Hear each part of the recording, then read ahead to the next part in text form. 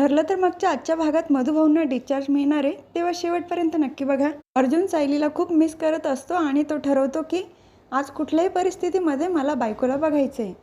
प्रतिमा आत्यांना phone करून सांगतो.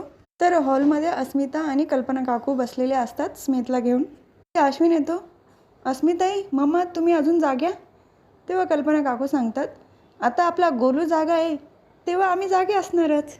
अश्विन पण बाळाला खेळत असतो. त्याच वेळेला तिथे अर्जुन बॅग घेऊन येतो. अस्मिता विचारते, अरे अर्जुन, या वेळेला कुठे चालला बॅग घेऊन?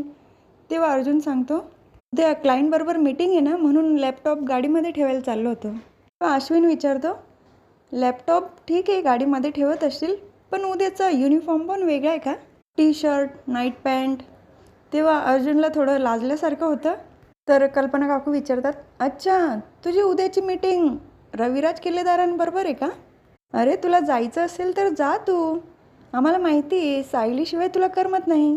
सगळे त्याची चेष्टा करत असतात. त्यावेळेला अर्जुन म्हणतो, मम्मा नक्की जाऊ? तर कल्पना काकूही म्हणतात, अरे हो नक्की जा, पण सायलीला उठू नको हां, कारण ती झोपलेली आहे ना. जे काही बोलायचं आहे उद्या सकाळी बोल. तर रविराज काका आणि प्रतिमा आत्या सायलीच्या रूममध्ये असतात. सायली त्यावेळेला झोपलेली असते. तेव्हा रविराज काका सांगतात, किती शांत झोपली सायली, जणू काही आपली तेवढ्यात शांत होतात. तेव्हा प्रतिमा आत्या विचारतात, जणू आपली तन्वीच आहे असंच म्हणायचं आहे ना तुम्हाला? बघा तुम्ही नाही नाही म्हणता आणि तुम्ही स्वतःच विषय काढला. आपण एवढ्या सहजासहजी आपल्या आयुष्यातनं तन्वीला बाहेर काढू शकत नाही. तर रविराज काका सांगतात, कळतं आहे का मला, पण आपण तिची आठवण काढत असलो तर आपल्यालाच त्रास होईल ना. तेवढ्यात सायलीची हालचाल होते. तर रविराज काका सांगतात, झोपू दे, आपण निघूया. ते दोघं निघणार. त्याच वेळेला तिथे अर्जुन येतो. अर्जुन, तू या वेळेला इथे? तर अर्जुन सांगतो, सहजच आलो, यावंसं वाटलं म्हणून. प्रतिमा आत्या म्हणतात, तुझ्या मानाने बायकोचा विरह तू फारच काळ सहन केला हां, पण आता राहणार आहेस ना? तेव्हा अर्जुन पण म्हणतो, हो. तुम्ही झोपा, उद्या बोलू. रविराज काका आणि प्रतिमा आत्या तिथून निघून जातात. तेव्हा अर्जुन सायलीजवळ बसतो. सायली झोपेत मधुभाऊंचं नाव घेत असते. अर्जुन ऐकण्याचा प्रयत्न करतो, पण त्याला काही कळत नाही. बहुतेक मधुभाऊंचं स्वप्न बघत असेल. सायलीच्या पोटावर हात ठेवून म्हणतो, बाबाचं तुझ्यावर आणि तुझ्या आईवर खूप प्रेम आहे. तुम्हा दोघांना मी कुठलाही त्रास होऊ देणार नाही. तू मला बाबा म्हणशील की डॅड, आणि तुझ्या आईला आई म्हणशील की मम्मा, तू काहीही म्हण, पण माझं प्रेम तुझ्याबद्दल कधीच कमी होणार नाही. तू अर्जुन सायली म्हटलं तरी पण चालेल, पण तू माझ्यापेक्षा तुझ्या आईवर जास्त प्रेम कर, कारण तिच्या पोटामध्ये 9 महिने तुला वाढवलेलं असणार. बरं आता शांत झोप आणि तुझ्या आईला पण झोपू दे. जेलमध्ये प्रिया सचिन दीक्षितला कॉल करण्यासाठी रिक्वेस्ट करत असते. तिला कॉल लावून देतात, पण कॉल काही रिसीव होत नाही. बहुतेक आउट ऑफ रेंज असेल, परत प्रयत्न करा ना मॅडम. कॉन्स्टेबल म्हणतात, किती नखरे ग तुझे, किती मेहरबानी करायची तुझ्यावर. प्रिया सांगते, फक्त आता लास्ट टाईम एकदाच करून बघा, त्यानंतर मी नाही सांगणार. परत ट्राय करतात, परत फोन लागत नाही. तेव्हा त्या जेलर मॅडम सांगतात, ए नाही लागत आहे ना, कशाला परत परत लावते. तिथून कॉन्स्टेबलला घेऊन जायला लावतात. त्याच वेळेला तिथे सचिन आलेला असतो, पण प्रिया नसते तिथे. प्रिया इथे नाही आहे म्हणजे कुठे गेली असेल. तिथून दुसऱ्या कॉन्स्टेबल जात असतात. त्यांना विचारतो, प्रिया इथे नाही आहे, कुठे गेली सांगता येईल का? तेव्हा कॉन्स्टेबल सांगतात, चेकअपसाठी गेली असेल, नाहीतर इन्स्पेक्टर साहेबांना भेटायला गेली असेल. तेवढ्यात तिथे प्रिया येते आणि तिला बघून सचिन पण खूप खुश होतो आणि प्रिया पण, कारण दोघांना एकमेकाची मदतच होणार असते. तर प्रतिमा आत्यांनी अर्जुन सायलीसाठी इडली सांबार केलेलं असतं. सुमन काकू सांगतात, तुम्हाला दोघांना पण आवडतं म्हणून वहिनींनी इडली सांबार केलं आहे. सायली पण सांगते, प्रतिमा आत्या एवढं कशाला करत बसल्या, नाहीतर मला तरी बोलवायचं मदतीला. प्रतिमा आत्या सांगतात, अगं तू इथे आरामासाठी आली आहे, कुठे काम करणार. त्याच वेळेला कुसुमचा फोन येतो. डॉक्टर साहेबांना तुमच्याबरोबर काही बोलायचं आहे, ते मला पण काही सांगत नाही. मला तर खूप भीती वाटते सायली, तुम्हा दोघांना इथे येता येईल का? सायली बोलत असते. त्याच वेळेला तिला ठसका लागतो. अर्जुन पाणी देतो प्यायला, पण तिचा ठसका काही थांबत नाही. प्रतिमा आत्या उठतात आणि तिच्या पाठीवरून हात फिरवतात. लगेचच सायलीला बरं वाटायला लागतं. सायली म्हणते, प्रतिमा आत्या तुमच्या हातात जादू आहे, मला अगदी बरं वाटायला लागलं आहे. आणि प्रतिमा आत्यांच्या हाताला किस करते. सुमन काकू सांगतात, वहिनी तुम्हाला काही आठवते का? तर प्रतिमा आत्या सांगतात, हो मला पण तेच आठवलं. तन्वीला पण असाच ठसका लागल्यानंतर तिची पाठ चोळल्यानंतर ती म्हणायची की आई तुझ्या हातामध्ये जादू आहे. ती पण माझ्या हाताचा असाच पापा घ्यायची. सायली अर्जुन दोघांना पण हे ऐकून परत आश्चर्य वाटतं.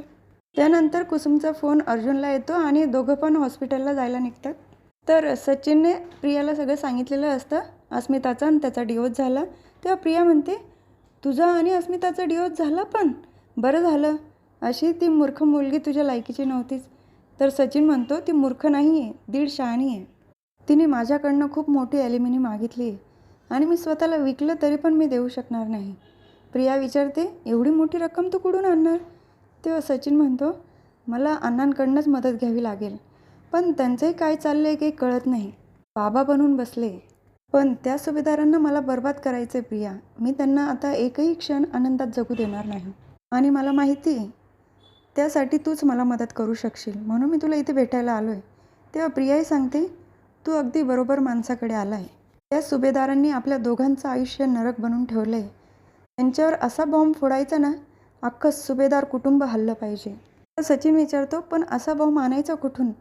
तर प्रिया सांगते, माझ्याकडे, तू फक्त त्या घरात जाऊन फोड. सुभेदारांसाठी बॉम्ब हाच, मी अश्विनच्या बाळाची आई होणार आहे. हे ऐकून सचिन तर खूप खुश होतो. हे जर सुभेदारांच्या घरी कळलं तर किती मोठा स्फोट होईल. दोघंही हसत असतात. तर अर्जुन सायली दोघंही हॉस्पिटलमध्ये पोहोचलेले असतात आणि डॉक्टरांना अर्जुन जाब विचारतो, तुम्ही हे कसं म्हणू शकतात की आमच्या पेशंटला डिस्चार्ज मिळेल? डिस्चार्ज मिळण्याची वाट तर आम्ही पण बघतोय, पण मधुभाऊ अगदी बरे झाल्यानंतर मी तुमच्यावर केस करणार म्हटलो म्हणून तुम्ही डिस्चार्ज देताय. डॉक्टर सांगतात, अहो माझं ऐकून तरी घ्या. सायली पण सांगते, अहो डॉक्टर काय म्हणतात त्यांचं ऐका. तेव्हा डॉक्टर म्हणतात, मी तुम्हाला आधी पण बोललो होतो, मधुभाऊंच्या तब्येतीमध्ये बरीच सुधारणा दिसते, पण ते तेव्हाच जाणवतं जेव्हा तुमच्या घरातलं कोणी त्यांच्या आसपास असतं आणि जेव्हा घरातले नसतात तेव्हा ते कुठल्याही प्रकारचा रिस्पॉन्ड करत नाही. मला असं वाटतं की त्यांना तुम्ही घरी नेलं पाहिजे. अवतीभोवती सगळी घरातली माणसं असल्यानंतर त्यांच्या तब्येतीत नक्कीच सुधारणा होईल. अर्जुन विचारतो, असं खरंच होईल? तेव्हा डॉक्टर म्हणतात, असं मला तरी वाटतं, पण प्रयत्न करायला काय हरकत आहे. अर्जुन पण घरी नेण्यासाठी तयार होतो आणि माफी पण मागतो डॉक्टरांकडे. तेव्हा डिस्चार्जची प्रोसेस चालू होते आणि अर्जुन सायलीला घरी जाण्यासाठी सांगतो. सायली हट्ट करत असते की नाही, आता आपण मधुभाऊंना बरोबर घेऊनच जाऊ. अर्जुन सांगतो, नाही, डिस्चार्जची प्रोसेस पूर्ण होण्यासाठी दुपार होईल, तोपर्यंत तू घरी जायचंय, मी तुझं काही ऐकणार नाही. कुसुमला फोन करून कळवतो, आम्ही मधुभाऊंना आश्रमामध्ये घेऊन येतोय. तर अस्मिता तयार झालेली असते. इंटरव्ह्यूला जायला उशीर होतोय, पण मग घरात काय सांगून जाऊ? सायली असती घरी तर मी स्मितला तिच्याकडे सोडलं असतं. काय करू मला काहीच सुचत नाही. तर हा भाग इथेच संपतो. पुढील भागात बघायला मिळतं की प्रतिमा आत्यांनी तन्वीने काढलेलं चित्र सायलीला दाखवलं असतं. तन्वीने काढलेलं हे शेवटचं चित्र आहे आणि कुसुम पण सांगत असते, मधुभाऊ सांगत होते, तू लहान असताना हे चित्र तू भिंतीवर काढलंय. तर सायली पण विचार करत असते, हा योगायोग कसा असू शकतो? जे चित्र तन्वीने काढलं होतं तेच चित्र मी पण काढलं. नक्कीच यामध्ये काहीतरी आहे. वेळेला ती छोटी तन्वी दिसत असते आणि सायली तिला विचारते, तू कोण आहेस? तुझा चेहरा बघू दे ना मला. तर हा इथेच संपतो. उद्या पुन्हा भेटूया पुढच्या व्हिडिओमध्ये.